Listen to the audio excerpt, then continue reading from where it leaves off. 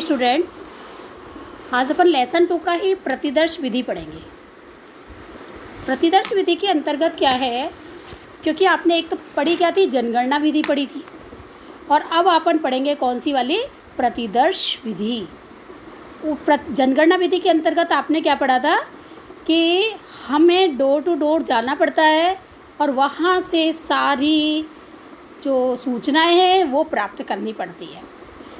लेकिन प्रतिदर्श विधि के अंतर्गत क्या होता है कि हम थोड़ी सी चीज़ से ही क्या करते हैं, सारी जानकारी ले लेते हैं। जैसे किसी गांव में गए और गांव के बारे में हमें पूरी जानकारी लेनी है, तो हम क्या करेंगे, उस सरपंच से पूछकर और उसकी पूरी गांव की जानकारी ले लेंगे, या कुछ एक व्यक्तियों से ही पूरी जानकारी गांव की पता लग जाती है। जैसे क्लास में कोई टीचर आता है, 2-4 बच्चों को यदि उठाता है, कोई बाहर से आता है और उनका वो लेता है कि इंटरव्यू सा कि इनको बच्चों को कितना आता है, तो 2-4 बच्चों ने यदि अच्छा बताया तो क्लास को क्या माना जाएगा, नहीं क्लास बहुत अच्छी है।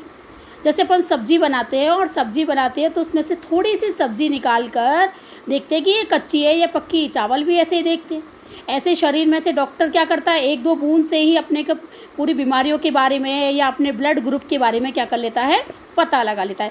कहने का मतलब है जो प्रतिदर्श विधि है वो विधि क्या करती है, उसमें से हमें छोटे से समूह से ही पूरे यानी कि समग्र का, और समष्टि का मतलब क्या होता है, समग्र, हमें समग्र के बारे में पता लग जाता है। लेकिन जनगणना विधि के अंतर्गत ऐसा नहीं था। जनगणना विधि के अंतर्गत क्या था कि हमें सबके पास जाना पड़ेगा, तब हम सारी सूचनाएं लेके आते थे।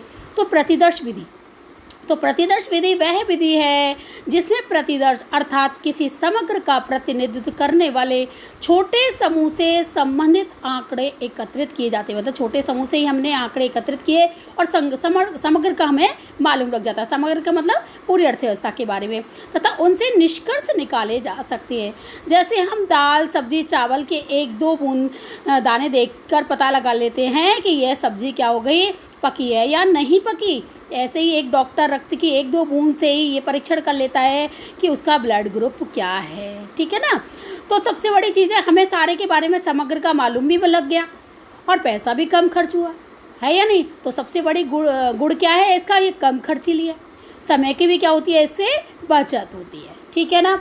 लेकिन हर चीज़ के मैंने आपको पूछा है कि बताया हुआ भी है कि हर के यदि गुण होते हैं तो अवगुण भी होते हैं। तो सबसे पहला पॉइंट है इसका पक्षपातपूर्ण निर्णय।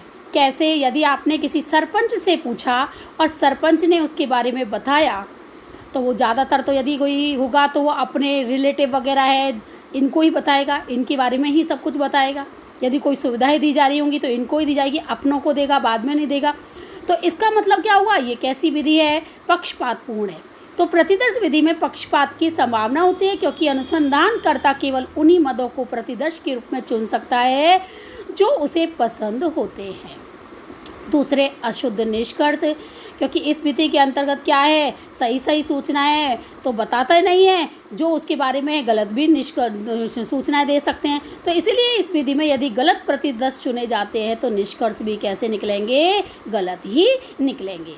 लेकिन अधिकतर सर्वेक्षण, क्योंकि जनगणना विधि तो बहुत महंगी है, मैंने आपको पहले भी बताई है, जो जनगणना विधि है, यदि जनगणना के आंकड़े एकत्रित किए जाते हैं तो वो कितने वर्ष में, 10 वर्ष में ही एकत्रित होते हैं। तो इसलिए इस विधि को हमेशा प्रयोग नहीं कर सकते। अधिकतर सर्वेक्षण में कौन सी विधि प्रयोग की जाती है, यही वाली, ये वाली कौन सी है, प्रतिदर्श सर्वेक्षण ही होते हैं। सांख्यिकी में इन्हें कई कारणों से प्राथमिकता दी जाती है। ये प्रतिदर्श जो होते प्रतिदर्श कारक में इन अल्प समय में हमें क्या मिल जाती है, विश्वसनीय एवं सही सूचना उपलब्ध मिल जाती है। प्रतिदर्श समष्टि में से छोटा होता है, अतः सघन पूछताछ के द्वारा हम क्या लेते हैं, अधिक विस्तृत सूचना। अभी मैंने आपको गुण बताए थे, वापस से वो बता रही हूँ मैं, ठीक है। तो उस विस्तृत सूचना एकत्रित की जा सकती है। इसके अंतर्गत परिगणक मतलब कौन होते हैं, जो गणना एकत्रित करते हैं, जो सूचना एकत्रित करते हैं। कि छोटी टोली की आवश्यकता होती है, यानी थोड़े से लोगों से ही संपूर्ण जानकारी मिल जाती है। इन्हें आसानी से प्रशिक्षित भी किया जा सकता है। संपूर्ण लोगों को बहुत सारे लोगों को प्रशिक्षित करने में पैसा बहुत लग जाता है। इससे कम लोग होते हैं तो इनसे कम लोगों को मतलब प्रशिक्षित किया जा सकता है और सारी सूचनाएं मिल जाती हैं।